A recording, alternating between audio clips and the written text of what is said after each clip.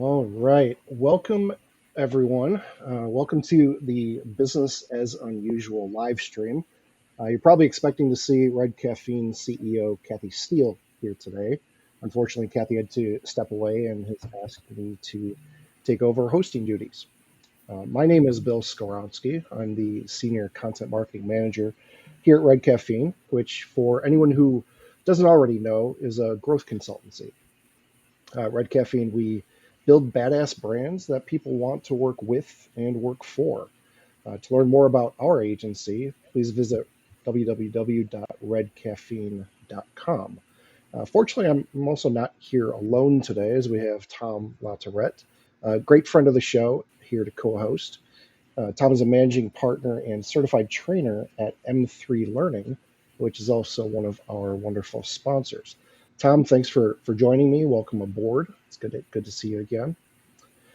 I'm personally very Yeah, thank excited you, Bill. to be Thanks for hosting having today. me.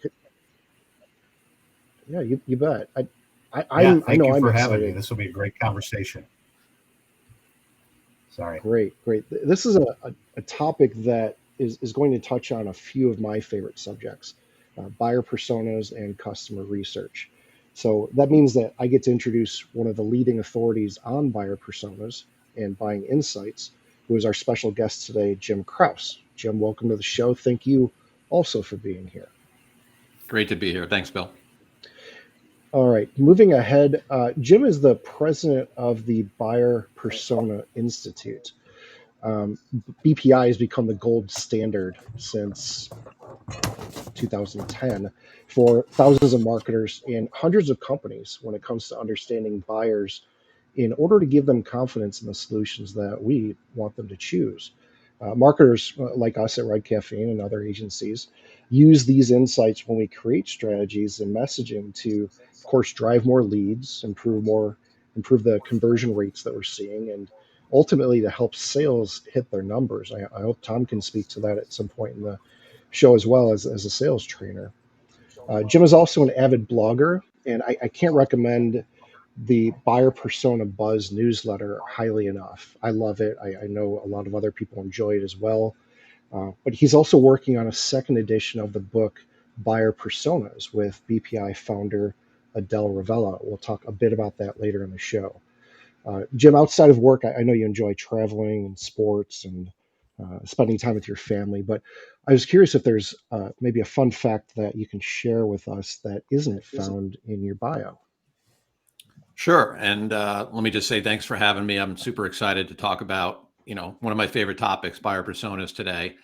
I guess I was trying to think about a fun fact for me, and the only thing that come to mind is I've been playing on a competitive men's league softball team for the last 20 years. We actually have a game tonight, and it's just one of my passions. It's one of those things that just really helps me kind of decompress after a work day. And I've been playing with these guys for, upwards of 20 years. So it's something I really enjoy, and I'm probably gonna have to give it up at some point, but I still enjoy doing it right now. Now, It's funny you Jim say from that. Chicago, being from Chicago, is it 16 inch or 12 inch? Do you have all your knuckles or is it the 12 inch?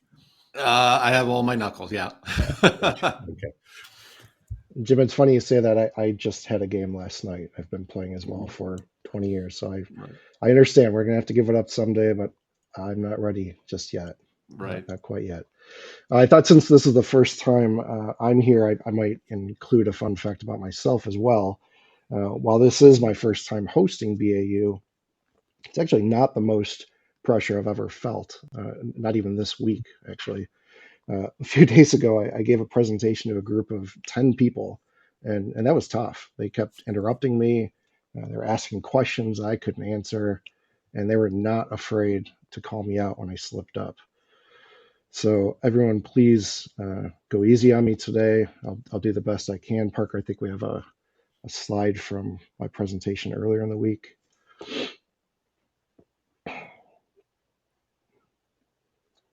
I will do my best to keep everyone up to date. Is Bill, that I can. I was just going to add something, just a fun fact. I am Mhm. a children's book author, and I read to a class of fourth graders, and it sounds like they might have been the exact same audience as yours. They kept me honest, and they also did not let me off the hook on anything. Yeah, they don't. that meeting I was referring to is actually the opportunity I had to be the mystery reader at my daughter's preschool. Yeah. So those eyes don't come off of you, and they have harder questions than I think we'll get today. So hopefully all of this goes more smoothly than speaking to a group of 3, 4, and 5 Right. year olds. Yeah, exactly. Of course, the reason that we're here today having this conversation is to help our audience think a little differently about what their customers are experiencing throughout their journey. And ultimately, that's so that we can effectively sell to them. Whether we're helping clients grow through new products or services, new markets, human capital, technology, or any of the 9 growth lanes that we focus on at Red Caffeine, every strategy has to align with what buyers want. Yeah. And the best way that we have to learn what buyers want is through research. I think Jim would agree with that. And one of the issues that I know I see personally, and many of you watching probably do, is that one of the reasons marketers and sales pros struggle in this area is simply that they can't agree on a basic starting point, a definition even. I think if you ask 10 people what a buyer persona is, you're likely to get 10 different answers.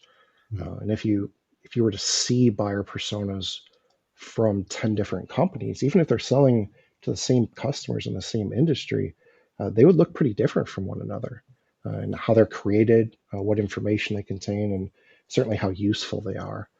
So I wanted to start by giving the Jim the floor a bit to tell us a little bit about BPI and how it is specifically that this organization does so well focusing on such a narrow niche that I think many of us unfortunately see overlooked every day. So, Jim, tell us a bit about BPI.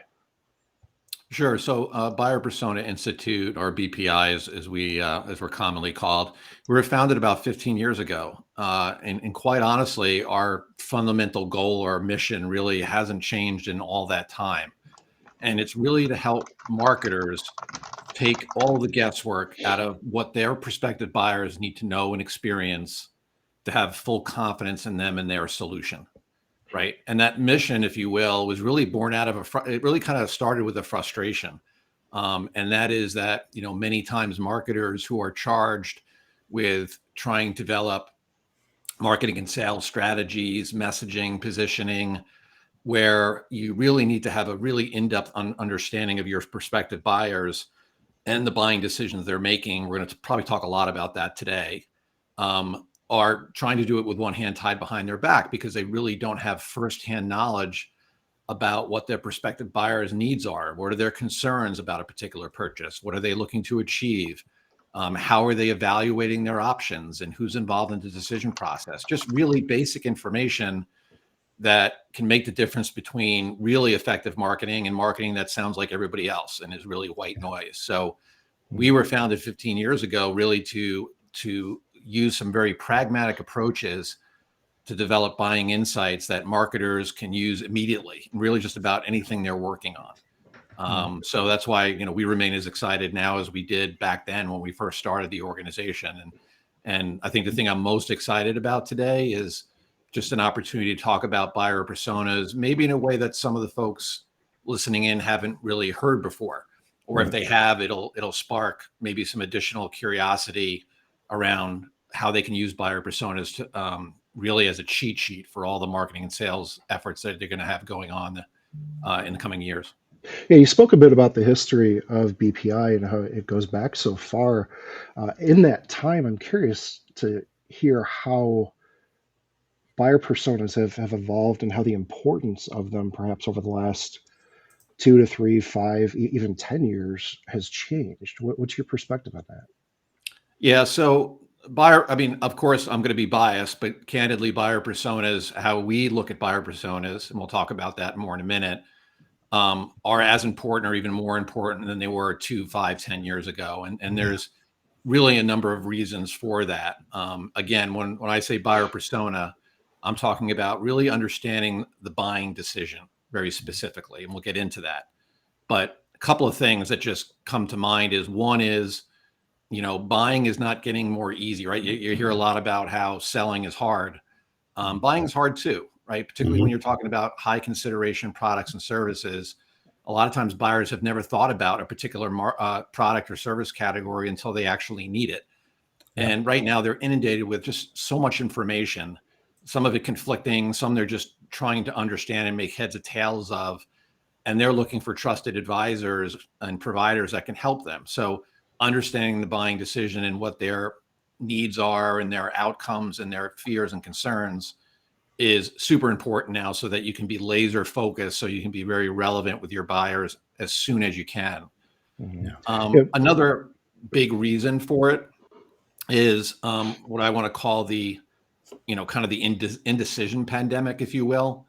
And that is, for folks that work with sellers quite a bit, one of the biggest challenges they have is, the dreaded no decision, right? And Yeah. that a lot of times we see that uh, buyers just don't really pick anybody. They just end up choosing nothing. And there was a book that came out a couple of months ago by Matthew Dixon and Ted McKenna called The Jolt Effect. And they did this great research where they analyzed millions of sales conversations between sellers and buyers over the course of a year period. And they analyzed them. And one of the things they found out is a lot of times there's indecision. It's not because buyers prefer the status quo. That's kind of conventional wisdom.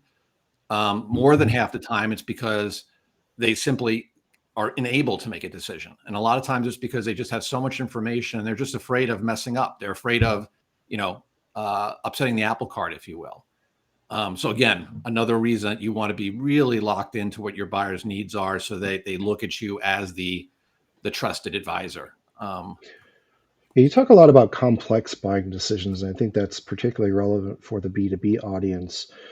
Tom, I'm sure you've seen in your experience too that there's a lot of misperception around what a buyer persona actually is and what it's not. I'd like both of you to speak to that. Actually, if you could walk us through what you've heard included in buyer personas that is kind of shake your head at and wonder that that's really not that important, and really at the end of the day, what it comes down to that is most important to have in your buyer persona. Start with Jim, and then Tom, if you could come in from a sales standpoint. Yeah. Yeah. So we have a very specific definition of what a buyer persona is and what it's not. And it really quite honestly, makes all the difference in the world. So for us, the common view of a buyer persona, or the view that a lot of folks have had, is that a buyer persona is, if you will, a fictional avatar of an individual or a role that might be involved in a particular purchase decision. So for example, let's say you sell CRM software, and you may say, hey, we need a buyer persona for the CIO role because we think they're going to be, or know where they're going to be involved in the decision process. And you collect information about their age, their education, maybe even their overall priorities and challenges. But that literally tells you nothing about the buying decision that they're making around CRM. Yeah. You're still guessing at what they really need to feel confident in you and your solution. So a buyer persona is really detailed information about what the buying committee for that CRM solution in our organization really needs to know, and what they need to experience to have confidence in you and your solution. Big distinction and big difference between buyer personas that get used and buyer personas that don't. Yeah, Tom, you can probably speak to that from a sales standpoint. How does a sales team interpret that in order to find something that's useful from a buyer persona in helping Well, we're them big believers, understand the Bill, and decision? Jim talked about this issue. We call it when you're ghosted or indecision. If we're having trouble at the end of a sales cycle, having somebody make a decision, it means that we probably haven't had the right conversation on the front end. And it's that space of really allowing the client, first, we've got to understand the problem, the issue, the challenge that they're having, why they would even need this solution, what's going on, what's causing them to pick up the phone, start this research, or even what would cause them to do it. And one of the things we tell our salespeople is you have to know the problem and you have to know the size of that problem. And too many salespeople, it's a push. They just want to talk about themselves instead of learning about the client. And if you have that buyer persona information ahead of time, it really allows you to speak intelligently to the client, maybe have a better understanding of what types of problems they're encountering, why they would need this solution, And then you're already in a validation conversation. We teach folks, especially senior level people, they don't want to be educated, they want to be validated. And knowing that buyer persona allows you to see, can my solution actually validate what they're looking for? So it's critical. I think in today's selling world, buyer personas and understanding of that are absolutely critical. Hmm. Yeah. Now we've already got the slide on the screen, and Jim, I'd like you to touch on these key components. I think this really gets into the meat of the conversation because most people don't think of the insights and the process of buying as the most important part of the persona. So, Jim, I want to have you walk us through the 5 rings of buying insight as produced by BPI. Sure. So the 5 rings of buying insight is, that's just a name we gave to it. But what's really important is these 5 categories of information. And I think for anybody in the marketing, sales, or even product that are, in the audience today, I think hopefully this will be very logical to you. I mean, that's one of the things that we like about using this approach. So buyer personas basically have a few key components, and you're really trying to get buying insights around a specific buying decision. So again, wherever you're sitting, think about whatever product or service or products or services that you offer in the marketplace, maybe hone in on one. And what you're looking to do is get insights in 5 key areas by talking to recent buyers that have made that exact same buying decision. So imagine you've got a product that you're trying to figure out how do you market and sell better. You're going to go find people that made that exact same buying decision in the last 6 to 12 months, and you're going to interview them. We'll talk a little more about that perhaps later on. But you're looking to dig 5 key areas. One is priority initiatives. And priority initiatives are, think of these as the trigger, right? So these are the reasons that somebody is starting their search and evaluation. They're even picking up the phone, starting a Google search, talking to a colleague, whatever it may be. It's likely they had this challenge or maybe opportunity for a lengthy period of time. But what is the reason that now they're really getting started? And that's so important because you want to meet buyers where they are, and you want to know what is the impetus for this, right? Again, kind of going back to what we were talking about earlier, you want to be very relevant to them very quickly. The second one is success factors. Think of success factors are, these are the benefits or end results or outcomes that buyers want from making the investment in your product or service, right? At the end of the day, what is the most important things that they need to achieve? Some of them may be very, metric driven, very hard and fast. Some of them may be much softer than that. You want to know what all of those are so that when you talk about results and outcomes, you're talking it in the buyer's terms. You're not talking about here's what my solution can do and all the things. You're talking about, hey, here's how my solution can help you achieve these outcomes that you care a great deal about. The third one is perceived barriers. This is one of my favorite ones because, particularly for high consideration buying decisions that we were talking about earlier, you can bet that buyers are going to have some trepidation, right? This is potentially a significant investment for them. They're using something now that's working for better or worse, probably. There's probably multiple decision influencers. There may be a lot on the line if the thing works or doesn't work in whatever they buy. So you want to know what those fears and concerns are, again, ahead of time, so that they inform your marketing and sales. Absolutely critical. Fourth is decision criteria. And when we say decision criteria, again, think about the actual buying decision. We are talking about what are the actual questions that you can expect buyers to have of you when they're evaluating their alternatives. Yeah. And the way you collect these is literally finding out how do they winnow down their choices. We'll talk about how we get this information, but it's not surveys and ratings and ranking. It's literally finding out what happened. Like, what were the things that got you in the consideration set? What were the key questions and things they were looking at different competitive alternatives that got somebody to stay in the consideration set, or you got dropped out, or you ultimately got chosen or not. So understanding exactly what those decision criteria is so powerful. And then the last one is buyer's journey. And buyer's journey is steps, and no buyer's journey is the exact same, but by talking to recent buyers, you can definitely pick up on some pretty significant patterns, if you will, as far as what are the key steps in their process, what are the information sources that they use and they trust to collect a point of view about what they're looking at, who are the influencers in the decision, and who's actually making that final decision. Now, if you're a marketer seller, just think for a minute. Like if you had this information, think about the product or service I mentioned earlier. Think about if you had this information. It was fact-based. It was based on interviews that you recently did with recent buyers. You're taking all the guesswork out of this stuff. Right now, you can focus all your time and attention, on using your creative talents to really come up with some compelling things that buyers say, hey, these guys really get me, right? And then you start becoming that trusted advisor, and you start talking in their language. I am It's now such an going important to part. this. Speaking in their If language.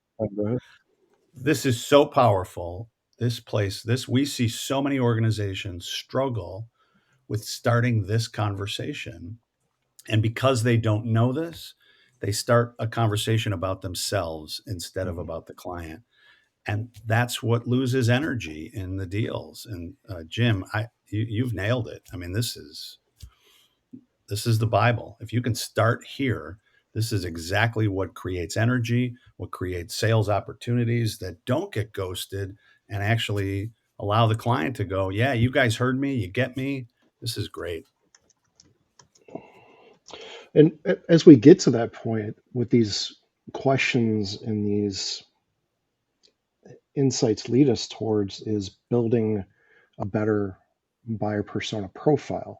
So, Jim, I'd like you to speak a little bit about what those look like from the Buyer Persona Institute. And I think we have a slide coming up in which we'll lay that out in a template. But talk a little bit about what we'll see on the screen here in a minute.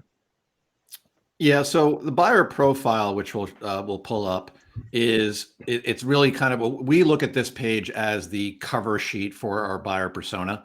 You may look at this and say, "Hey, that's what our buyer personas actually look like today." For us, it's just a cover page, and it includes when we actually talk to recent buyers, it includes insights about people that are actually involved in the decision process. So I know we can't see it, but if it comes up, it includes things like, what are the roles and titles of the people that are involved in this buying decision? What is a typical education that they have? What are their overall priorities? Not priorities specific to this buying decision, but just generally speaking, what else is on their plate, right? So you can kind of get in their head a little bit, say, okay, we're focused on this buying decision they're making, but it's really good to have that background and understand some of the other stuff.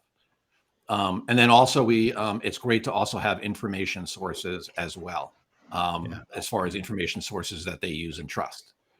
So here it is. This came up a little bit late, but this is really just a cover page to the buyer persona. So the 5 rings of insight I mentioned earlier, that's really the nuts and bolts of it. This is just a way to get your head around, like, okay, who are the decision influencers? And you get those insights as well, just kind of to complete your buyer persona. Well, you mentioned a word, trust, and I think that's absolutely critical. The earlier you can establish trust with a client where they feel like they're being heard, they feel like you understand their issue, their problem, and you're not just selling them something. One of the things we talk about is buyers, most of the time they want to buy, they just don't want to be sold. And understanding this really takes you away from being a salesperson, and now you operate almost like a consultant. Great. Yep. Mm-hmm. Yeah. And what we've seen a lot is there's typically some reactive pushback when we ask companies about interviewing their recent customers and their prospects. And I'm not sure if you have a handle on where that comes from, Jim, or if you've heard it as well, Tom, but we can't overstate how much value there is in customer interviews, not only in developing personas, but getting at the heart of things that we can't otherwise learn. So I'm curious how you approach gathering those insights that feed into these profiles and um, the rest of the information that becomes so important. Yeah, it's really critical to get this information from recent buyers. And let me just define recent buyers, because it's helpful, right? Because a lot of times we use the word buyers and customers interchangeably. I would advocate, I'm not saying don't talk to your current customers. Your current customer is going to be an invaluable source of information. You may want to talk to them to help add some additional information for your buyer persona.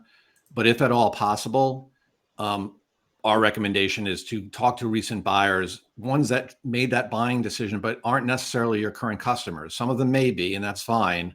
But you want to talk to folks that you would ideally have wanted in your sales pipeline, right? I mean, that's particularly from a new client acquisition standpoint, that's who you're trying to attract, right? So go find recent buyers that have made that decision in the last 12 months and do in-depth interviews with them. So what I mean by in-depth interviews is, again, not surveys and ratings and rankings per se. There's a place for that. And maybe that's another conversation down the road we could have. But what we're talking about is 30 to 40-minute conversations. The only scripted question we typically ask is, take me back to the day when you first decided that you needed X, and X would be whatever product, service, or solution that the focus is. And tell me what you did first. Tell me what happened. And then literally over that discussion, walk them through the entire buying journey from the moment they had an initial need all the way until they made that final decision. Find out how, what information sources and how people were put on the initial consideration set. Find out how they cut their choices. You know, a lot of times, particularly for high consideration decisions, they may be, you know, cutting their choices from a certain set down to, you know, maybe going from 10 to 4 to 2 to a winner. Find out how they did that. What was that process like? What information was critical? You know, what got people to remain in consideration versus not? What kinds of fears and concerns did you have along the way? All those kinds of things are going to fill out the information that we talked about earlier, which is your 5 rings of buying insight. And I can't emphasize enough how important it is. And if we could flip to the next slide, just to make one last point about why interviewing recent buyers is so important, is one of the things that you want to include in your buyer personas, if at all possible, is not just the insights that I mentioned, but also include actual buyer quotes from the interviews that you do. And the reason that's so important is this is an example of a buyer persona page for priority initiatives. So that was the first one that I mentioned, which is triggers. The blue stuff at the top is just buying insights. And this happens to be for a large equipment manufacturer. And you can see all the smaller gray font below is buyer quotes. The reason including buyer quotes for all the insights that you identify is, one, it lends almost instant credibility to the findings, right? Because your whole organization is going to say, hey, these are the folks that we really want to understand. Gosh, who is this? I would have wanted to know about this opportunity, right? Those kinds of things. The second thing it does is it immediately lets you really get in the mind of the buyer. You see how they talk about things. You see how they discuss different vendor options. You start kind of really feeling like you can feel their angst, their pain, their excitement about a potential purchase. So it does a lot of different things. That's why these conversations are so important. And for marketers that are nervous about it, doing it, or sellers about doing it, there's resources that we can point you that you can use to kind of help, figure out, how do I find these people? How do I talk to them and do the analysis? But go right to the source. There's really no reason not to. I'm going to add, I think one other advantage to this is your client. This helps them justify the decision that they made, the reason they're doing business with you.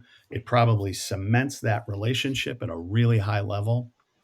And if I'm going to, we talk a lot about how do you land and expand in a business. This is a really powerful way for them to see you as somebody who, I made a great decision here, and these guys are just confirming that decision I made, and I want to keep doing business with them. It's really, really great. There's a skill set there, Jim, that I hope you can touch on a bit. One of the reasons that I think we see so many companies struggle with this is that they just don't have those investigative interview skill sets within sales and marketing. I know my background's in journalism, so it comes naturally to me to ask those questions, but I know that's not inherent to everyone. So I was hoping you could touch on what kind of person a company has to have, or what type of people the Buyer Persona Institute has that makes that successful, as opposed to just asking a list of scripted questions, as you mentioned earlier.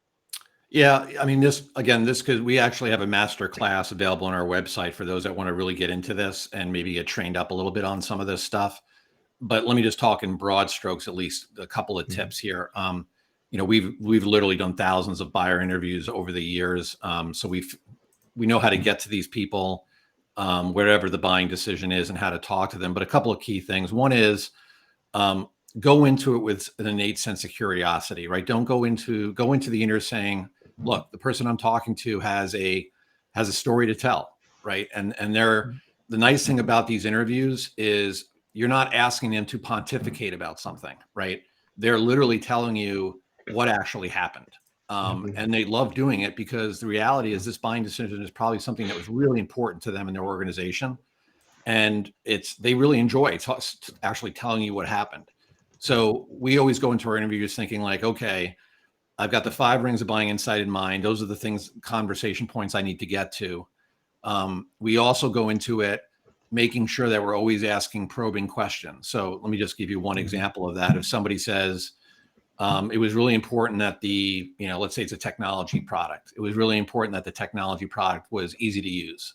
Well, what do you mean by easy to use? Right? You follow up with a question, and then they will tell you specifically what they mean by ease of use. Ease of use, it could be in this case, non-IT, quote unquote, business users are able to use it very quickly, and the training is very straightforward.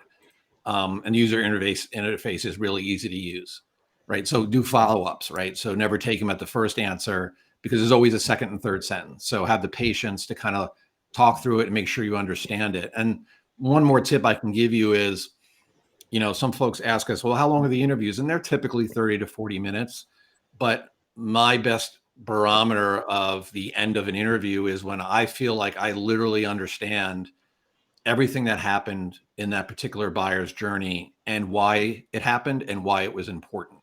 And if you have those questions in mind, you almost become very effective at asking questions and probing, because it's just natural, right? It's just natural conversation.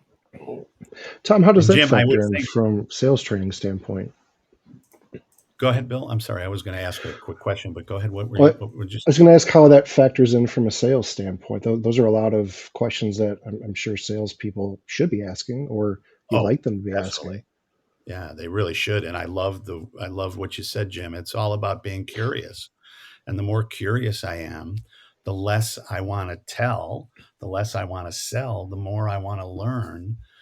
I got to think, Jim, when you approach it that way, that many times those 30-minute meetings turn into 45-minute meetings, 50-minute meetings, hour and a half, because people want to talk about themselves and the decisions they've made, especially at higher levels in an organization. Yeah, we book them for 30 minutes usually, but I would say 8 out of 10 times we'll ask them as we get towards the interview, because we haven't gotten everything we need. We'll ask them if they can hang on for a few minutes. And unless they have a really, really hard stop, they almost always give us the time, because again, they're enjoying the conversation. Well, I know we have a hard stop at the top of the hour, so I saw a really good question come in through the chat, and I wanted to give you a chance to answer that now, Jim. The question was, how do you get a non-customer to give up that kind of time to share when they have very little invested in you, and especially when they don't have a lot of time with their own suppliers? Any advice in response to Uh, that question? you pay them is the short answer. And I don't Incentives. mean, and I'm saying that kind of tongue in cheek, but the reality is, this is research, right? You're doing research with buyers. There's all kinds of different market research studies that you can do, but this is research with buyers at the end of the day. And folks are very used to, particularly in today's world, particularly in the business markets, folks are very used to being asked to have discussions, and paid discussions for that matter. So what we do is, we work with some of our recruiting partners that we've worked with for years. We give them very specific screening requirements about who we want to talk to or not talk to, depending on a particular study. They help us find those folks. And then we offer incentive for them to participate. And a lot of times what we do is we let them donate it to a charity if they'd like, because their organization may not let them take the money directly, or they're just not comfortable doing it, and that's totally fine. Sure. But that's generally the way we do it. The other way you can do it is you can also offer them a certain piece of thought leadership material as well, or some type of, high level insights about the study. We don't do that as much, but usually monetary is really the way to go. And it has been for, quite honestly, decades. Sure. So Yeah. let's say you've gotten to the point where you've developed your buyer persona. Can I add so What's before we go off of that, because I think this question is really important. Yeah, Um, go ahead. I, you know, what we see is just too many, too many salespeople don't ask the question because they think they won't get the time. Now, imagine if I'm doing business with a supplier and they're not asking me these types of questions. If I'm a, if I'm just coming in to learn about your business and I start asking these buyer persona questions, I'm going to be, I'm going to feel like you're somebody who hears me, understands me, and you're not here to just sell me something. And especially if my supplier's not asking me these questions, it's going to differentiate you in the field. I don't know if Jim, would you agree with that? No question about it. In fact, when we talk to some of our clients, the first question I'll ask them is, tell me what you're, how what you view as a buyer persona, and what kind of value you're really trying to get out of it. Before I start talking about any of this stuff, you have to know what they're what's their end objective, what are they trying to do. So that's Yeah. critical. And again, it immediately gives that prospect confidence that you care about what they're trying to achieve, and the next logical step is we're going to figure out a way to help you. Yeah, exactly. Yeah, you're not just trying to sell me something. You're trying to Right. solve a problem that I have. You're trying to fix something. And most of these organizations, if that problem is big enough, I'm going to find the time because I have to fix that. I have to Yeah. solve it. I have to move it along. It's really about that pain. Is the pain Yeah. great enough that's going to cause you to act, or is it not? And that goes back to the initial point that Jim made about what the trigger is. Why Yeah. is it that you're solving that problem now as opposed to you've probably had this problem for 6 months, but why is it today that we're talking about solving this problem? Why has it become such a big issue that you can't wait anymore to We, do that?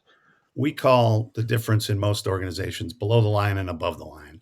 And so if you were to think about your C-level folks as above the line, but every above the line person has, we call them trains.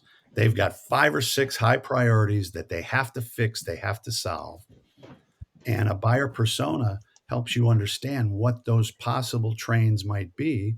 And then you can see how you fit inside of that. And now we're having a conversation about the problem instead of about the solution. Mhm. Yeah.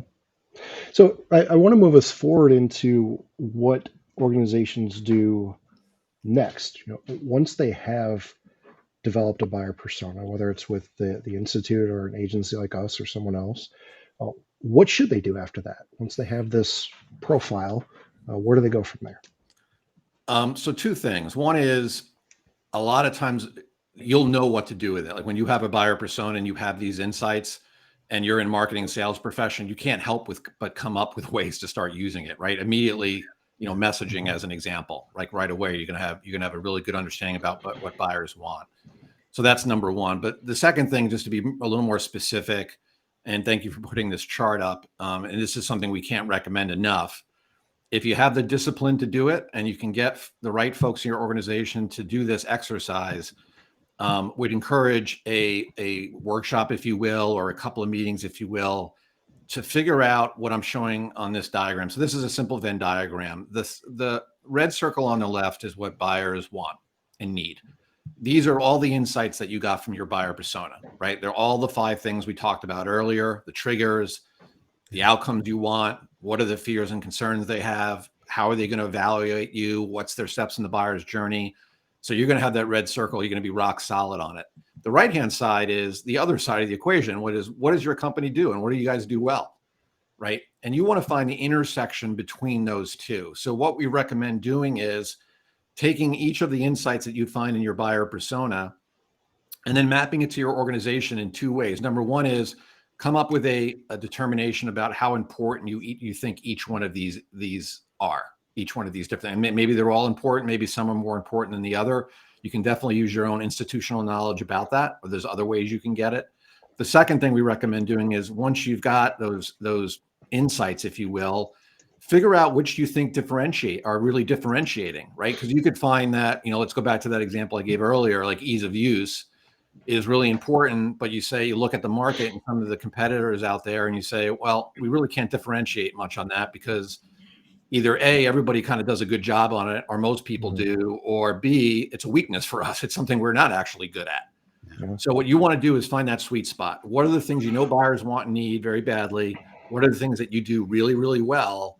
And develop message themes around those things. And the reason that's so important is because now, from a marketing and sales perspective, you go out to market and you feel confident that buyers want it and need it, and you feel confident in your story, right? Because you've done the homework to do that mapping. And Tom can probably attest. A lot of times, one of the biggest challenges sales folks have is trying to figure out, what do I talk about? Give me 2 or 3 dot points to talk about. Well, here's your dot points, right? Here's some things that we did our homework on, and we can feel pretty good that your buyers are going to have this need, and we did our homework, and here's the story you can tell, right? So you can use it in marketing, you can use it in sales.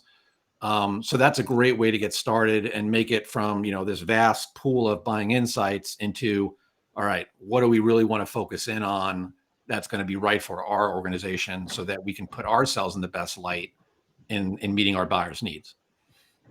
Really great. It's incredible to see that Venn diagram because that's exactly how we address content marketing at Red Caffeine.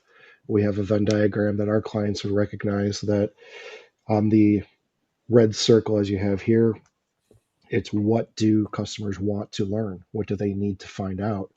And on the other side, it's what do we do best? Where's our center of influence? Where's our thought leadership? And that sweet spot in the middle is where we focus the majority of the content. So let's make sure that we're speaking to the needs of the buyers, but also the strengths of our organization. So that's a perfectly familiar way of looking at it. And I imagine that applies to a lot of different areas where you're considering both your outside audience and what you do very well. So I appreciate you sharing this here. Yeah, it's really the difference. Like in me, I'll hear a lot of salespeople, hey, what keeps you up at night? That's the difference between that question and, what we've seen from somebody at your level in industry like yours or with your persona. Our existing clients are telling us that they're worried about this issue, this issue, this issue. They need to fix this. Which one of those 3 is keeping you up at night? That's a completely different question, right? And if you can ask a question like that with this information, the customer is going to say, wow, these guys kind of understand my business. They kind of understand my needs. Now, let me give them more information. Let me share what I'm struggling with instead of the first question is somebody kind of fishing for a solution that they're going to try to sell me on. Yeah. And if you do this correctly, if you go all the way with this, it's great to also develop your proof points, right? So you come up with your message themes. When we work with clients, we typically come up with 4, 5, 6 at the most, like overall themes. And the detailed stuff is in the proof points, right? So ease of use, again, using that example, right? That's kind of a broad category, but an important one a lot of times, particularly for technology stuff.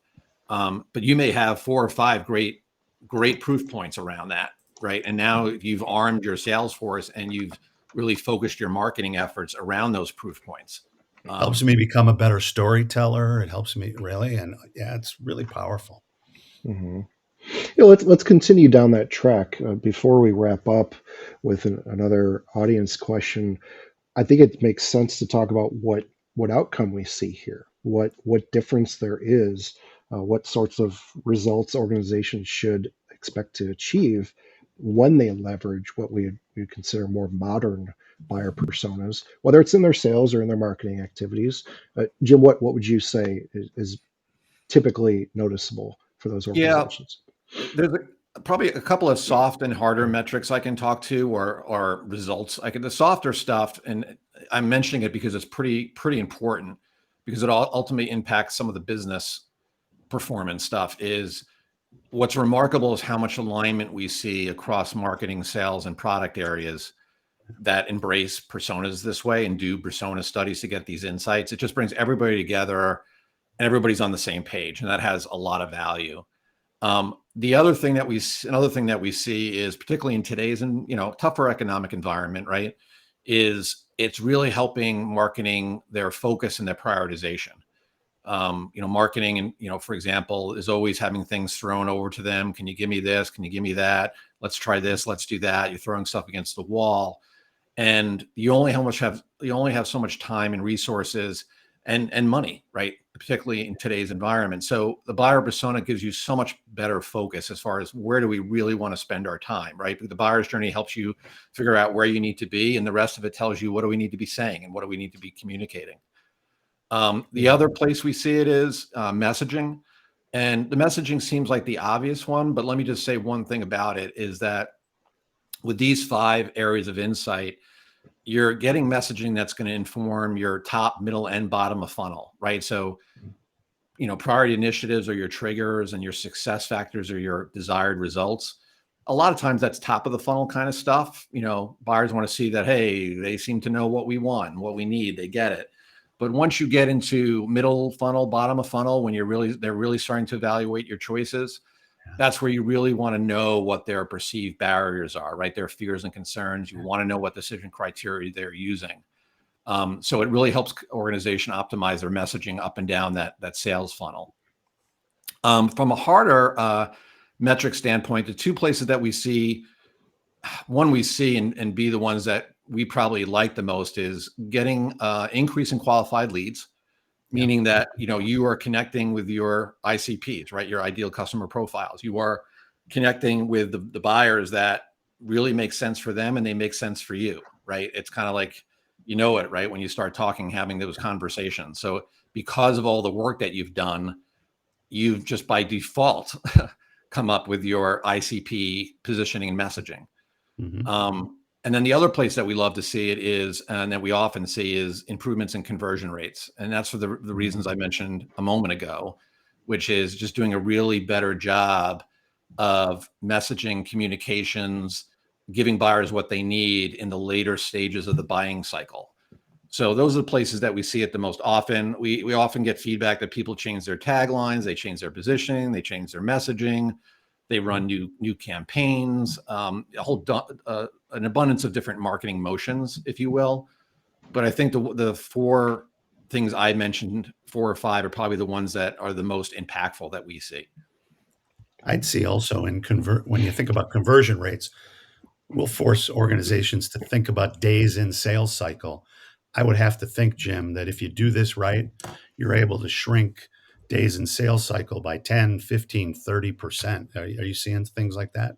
Yeah, we don't have any hard metrics on it. I'm going to say yes, I think that's happening, and that's a little bit of tea leaf reading. But yeah, I think it's for all the reasons that I mentioned. I think that's very fair to say that is a likely outcome. Yeah, I'm going to say no question in my mind. I think the organizations we see that, and just sometimes just by having the salesperson ask the question shaves off 2 or 3 weeks out of the sales cycle. And Well, we've got a few more minutes here and a few questions that have come in here at the end. So I'd like to do just a quick fire round. Jim, if you could take maybe 30 seconds or so to answer each one of these questions. We'll see how many we can get in here at the end. This question asks specifically if there's a general idea of how many customers or prospects you feel like you need to really get a handle on generalizing a persona. Yeah, great question. So our rule of thumb is 10 interviews. If you're doing a buyer persona around a one buying decision, 10 interviews, I don't want to say it's the magic number. It's a good number to do. The reason for it is if you do less than 10, what ends up happening is you just have a hard time really picking up on patterns in the data across the interviews that you do. And you end up getting some insights that you're not sure if they're just anecdotal and one-offs, or are these really things that you're seeing across the different organizations that you're interviewing. Any more than 10, and again, you can do as many as you want. I would never tell anybody not to do recent buyer interviews because you get so much value out of them. But what we've seen is once you get past 10, it's usually diminishing returns. You start hearing generally the same things. You're not picking up any new insights. So, because time, money, and resources it's never infinite. 10's a really good number to target. Yeah, as a B2B sales process is so long sometimes, can last 12 to 18 months. Do you find that it's difficult to go back to recent buyers and have them bring you back to 12, 18 months ago at that after they've made the purchase? Yeah, we generally don't talk to anybody that hasn't gone through a buying decision in the past 12 months. Quite often, we talk to ones that have gone through it more recently than that. We have talked to recent buyers that have been 12 to 18 months, and that tends to be a little bit longer than we'd ideally like. But having said all of that, again, this is something that really probably meant a heck of a lot to them. This buying decision, it was pretty important, and it's amazing how much details they can actually recall Yeah. about it. And even if I made the buying decision today, I may have been considering this for the past 9 months. Exactly. We may have had a lot of turnover in our organization, a lot of people contributing to the conversation. So historical context has got to be so important. Yeah. One general question that came in from the audience: if there's a big takeaway, one place that you'd recommend companies lean heaviest to move their buyer personas in the right direction, as we've been talking about today, what would you say is one big step forward that companies should be keeping front and center? Without question, if you're doing buyer personas today that are focused on roles and individuals, think hard about whether that's really where you want to spend your time versus focusing on buyer personas that are based on buying decisions. Because what tends to happen is those kind of buyer personas that are just profiles of individuals gives you a little bit of information, but you're going to end up guessing at a lot of stuff. It's going to be leaps of faith. You're not going to have a ton of confidence. It's hard to bring the organization together around them. The other thing that we see a lot of times is that organizations end up having so many buyer personas, they don't have the resources to be able to even address them, and it makes it overly complex. And there really is no need to do that. You don't need to have 7 buyer personas for a single buying decision. Find out what's really important to the organization around that buying decision. Talk to different types of decision makers involved in it, and you will get at what's important, across all of them. Yeah, we actually went to. We're never sure when we have these live streams how many questions we'll get from the audience. So I'm glad to see so many came through. But we actually went to ChatGPT and we put in a prompt that said, "Hey, write us 5 questions that marketers want to know about buyer personas." Now we obviously won't get into all of these today, so we'll include them in the recap of the show and put them out on social media to drive some of this conversation. But there was one question in specifically that I'd like you to address, and that's the topic around ensuring that B2B buyer personas are dynamic and that they're updated regularly. Because as we know, we don't have to look more than 3 years in the history to know that market conditions and buying behaviors change drastically, sometimes in a very quick period of time. So from your perspective, how would you suggest buyer personas are kept up to date and kept dynamic?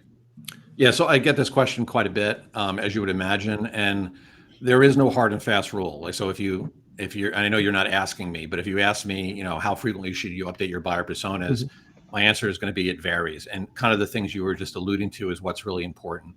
If you are in a marketplace that is very mature, doesn't change a whole heck of a lot, same competitors, same basic offerings, you don't have to update your buyer personas all that much, right? If nothing's changing. If you are in a market where customer needs are changing, you've got competitors in the market that are new, or more importantly, starting to address a particular buyer need in a different way, that's certainly reason to refresh your buyer persona. Same approach, right? You want to go out and find recent buyers. So it really depends on your market. I mean, we have some organizations that we work with that, update their buyer personas every 4 or 5 years. We have others that do so on an annual basis. It really all depends on the market. But that's the key question is, can you look at your buyer persona and say to yourself, we're confident that this reflects how buyers are making decisions for our particular solutions today. If you think things have changed, they probably have, and you want to take a look at it. Now, I guess that question comes up in interviews. How has your buying process changed over the last 2 years, last 3 years, or certainly as you're rolling out new products and services, you have to learn that. You have to learn that all over again sometime. So it's definitely good to keep those up to date.